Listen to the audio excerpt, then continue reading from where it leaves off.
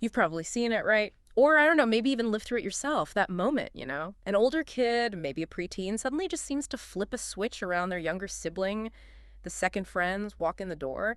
They might get kind of irritable or annoyed, maybe even seem downright dismissive or mean. It's confusing. And honestly, pretty frustrating sometimes. Leaves you wondering, like, what just happened there? Hmm. So, today we're going on a deep dive into exactly that whole specific dynamic. We're going to sort of pull back the curtain on why this behavior tends to pop up. We're drawing insights directly from this really useful parent guide called Sibling Dynamics, Friends, Annoyance, and Parental Guidance, and some related research, too. Our mission, really, is to give you a much clearer picture of what's actually going on under the surface. And maybe most importantly, give you some practical strategies for navigating these tricky sibling waters. We'll look at the surprising developmental reasons that actually make this behavior, believe it or not, kind of normal for this age group. And then this is where it gets really practical. I think we'll dive into those actionable strategies, the kind that can help turn these tense moments from, conflict zones into real opportunities for growth and empathy in the family. Yeah, it's something you hear about a lot, isn't it? Preteens showing that annoyance, sometimes even, well, meanness towards younger siblings, but specifically when their friends are around. Mm. And our source material, it really points out that while, yeah, it's unpleasant to watch, research actually calls this behavior developmentally normal. Developmentally normal. Okay, Yeah. so what does that actually mean? Does it mean we just have to accept it? Well, not accept the meanness, but understand the root. Developmentally normal means it's predictable. It's part of how kids' brains are rewiring for a more complex social world.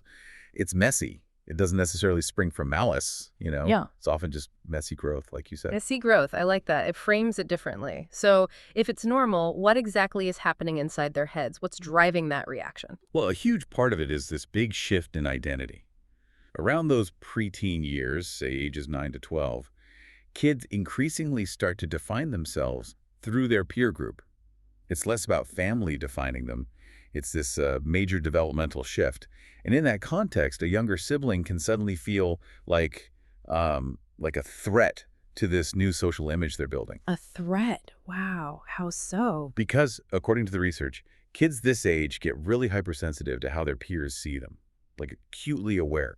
They genuinely worry, sometimes obsessively, that their younger brother or sister will say something or do something that's, embarrassing in front of their friends. Ah, okay. So it's less about the actual sibling and more about the performance for their friends, how they look. Exactly. Performance is a good word for it, and that ties right into social comparison and, well, status. Preteens are constantly trying to figure out their place, their sort of rank within the group. It's often unconscious, but it's happening. And sometimes, unfortunately, a younger sibling becomes kind of an easy target. An easy target how? Well, acting annoyed or dismissive towards a younger sibling can be a quick way for the older one to try and assert dominance, or maybe seem more mature or cooler to their friends. It's a way to signal, hey, I'm not a little kid like them, especially when their own social standing feels a bit shaky. Right, right. That makes a certain kind of uncomfortable sense, especially thinking back to those years. Is there a brain development piece to this too? Like, are they biologically less equipped to handle it? Oh, absolutely. Hmm. There's a really significant cognitive and emotional maturity gap happening. Hmm. The parts of the brain responsible for things like impulse control, empathy, planning the prefrontal cortex, mainly it's still very much under construction in preteens. Yeah. That developmental stage just makes it genuinely harder for them to manage strong feelings, Hmm. like embarrassment or irritation or even jealousy, especially with an audience of friends. Okay, so pulling that all together, it's not really about having a bad kid, is it?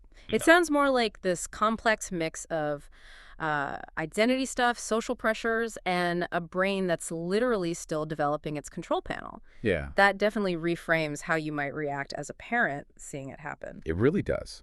And knowing the why is such a powerful first step.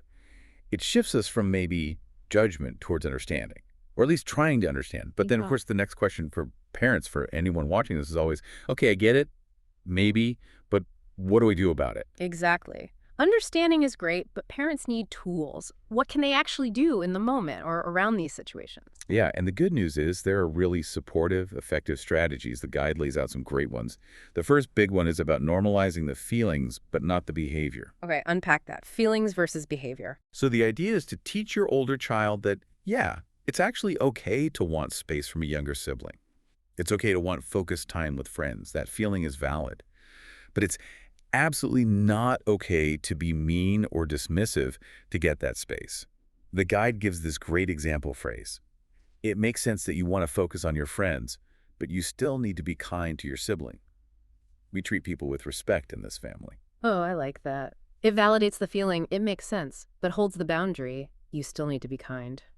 That feels respectful to the older kid, too. Exactly. It acknowledges their perspective while reinforcing a core family value. But what if the older kid is just really digging their heels in? I don't want them here. That's where the next strategy is really helpful. Pre-planning boundaries together. So this isn't about laying down the law after things blow up. It's about collaboration before friends even come over. Sit down with the older child and work out some reasonable, respectful boundaries ahead of time. Like what kind of boundaries? The guide suggests things like maybe asking, okay, would you like your sibling to hang out and play for the first 15 minutes and then they go find something else to do? Or even, is there like a quiet code word you could use if you need my help getting some space instead of yelling? Yeah. The benefit here is huge. It helps manage the situation, yes, but it also teaches the older child self-advocacy skills in a constructive way. And it subtly nudges them towards considering their siblings' feelings, too. Right, giving them some ownership over the solution. That sounds way more effective than just reacting. But what about the younger sibling in all this? They're part of the equation, too. Such a crucial point. You absolutely need to coach the younger sibling as well. Often, they just desperately want to be included, and sometimes they might resort to attention-seeking behaviors that just poke the bear. So you help them understand that sometimes older siblings really do need that separate peer time. It's not personal. So what does coaching the younger one look like practically? Maybe setting up a special activity just for them during the friend visit, something fun they look forward to. Or, importantly, praising them specifically when they do give their older sibling space respectfully, or when they show kindness, even if they feel a bit left out.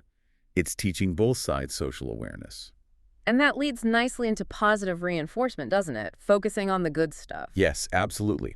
Reinforce those positive interactions whenever you see them. Make a conscious effort to catch them being good, so to speak.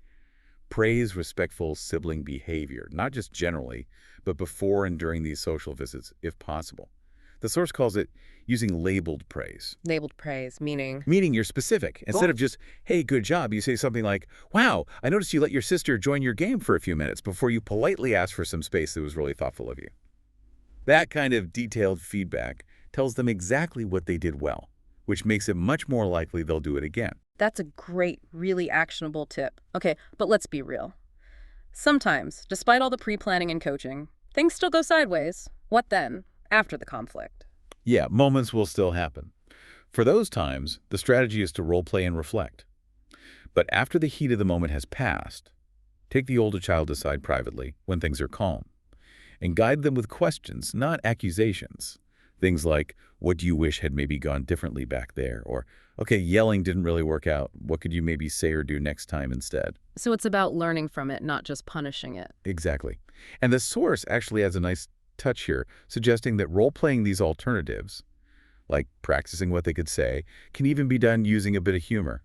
It makes it less of a heavy lecture and more like building a practical skill together, building that emotional toolkit for future situations. That makes so much sense. Turning a negative into a learning opportunity. So if we kind of zoom out and connect all this back to the big picture, the main takeaway is your child isn't a bad sibling for feeling this way or even acting out sometimes.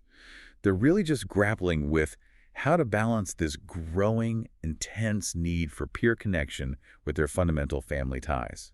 It's messy, like we said, but it's a totally core part of growing up. Right. It's a phase, but one where our guidance really matters. It sounds like with consistent, empathetic guidance, both siblings can actually learn a lot. For sure. They can learn respect, empathy, how to navigate tricky social stuff with more confidence. So maybe the next time you, as a parent or caregiver, see this dynamic start to unfold, instead of just frustration, you could ask yourself, okay, how can I use this moment, not just to teach basic kindness, but maybe also that really important art of setting healthy boundaries and managing those big emotions, skills really that they're going to need and use for their entire lives.